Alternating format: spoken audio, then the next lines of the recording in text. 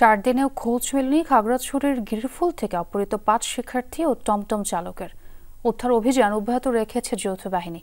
এদিকে এই জেলারই মানিকছড়িতে 2 মেকানিককে অপহরণের অভিযোগ উঠেছে। জানা যায়, মোবাইল টাওয়ার সংস্কারে গিয়ে সেখানে অবস্থান করছিলেন তারা।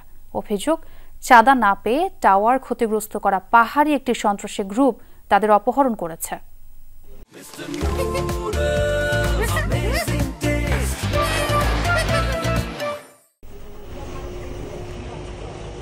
মোবাইল টাওয়ার সংস্কারে কয়েকদিন ধরে খাগড়াছড়ির মানিকছড়িতে অবস্থান করছিল 2 মেকানিক ইসমাইল হোসেন ও আব্রে মারমা।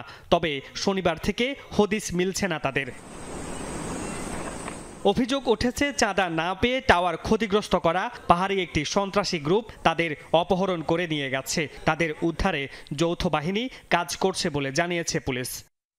সেখানে কাজ করতে গেছে, কাউকে না জানায়, কোনো কারোর সহযোগিতা না নিয়ে, না পুলিশের সহযোগিতা, না সেনাবাহিনীর সহযোগিতা, তারা নিজেরা গেছে। তাদেরকে শুনছে যে নাকি নিয়ে গেছে তারা। পাহাড়ি সংগঠন যেগুলো হয় সাধারণত চাঁদাবাজি বা এইসব কারণে। এদিকে খাগড়াছড়ির গিরিফুল থেকেই অপহৃত চট্টগ্রাম বিশ্ববিদ্যালয়ের 5 শিক্ষার্থীর খোঁজ নেই 4 দিনেও। তাদের উদ্ধারেও অব্যাহত আছে যৌথ বাহিনীর অভিযান। নিখোঁজ শিক্ষার্থী ও অপহরণের শিকার ব্যক্তিদের দ্রুত উদ্ধারের দাবি জানিয়েছে চট্টগ্রাম বিশ্ববিদ্যালয়ে পড়ুয়া ক্ষুদ্র নৃগোষ্ঠী শিক্ষার্থীরা।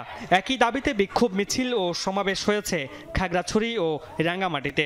পার্বত্য চট্টগ্রাম চুক্তি বিরোধী United people Democratic front UPDF জড়িত, এবং আমরা শুনতে পাচ্ছি যে গত 16 তারিখ যে আমাদের 5 শিক্ষার্থী যে অপহৃত হয়েছে, এই ঘটনার সাথে অপহরণের সাথে ইউপিডিএফ জড়িত।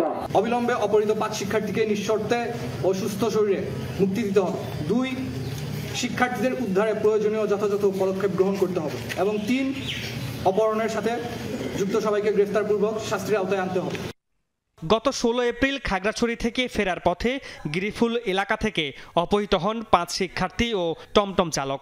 পাহাড়ে সশস্ত্র সংগঠন ইউপিডিএফ প্রসিত গ্রুপ এ অপহরণের সাথে জড়িত বলে অভিযোগ জেএসএস সমর্থিত পাহাড়ি ছাত্র পরিষদের।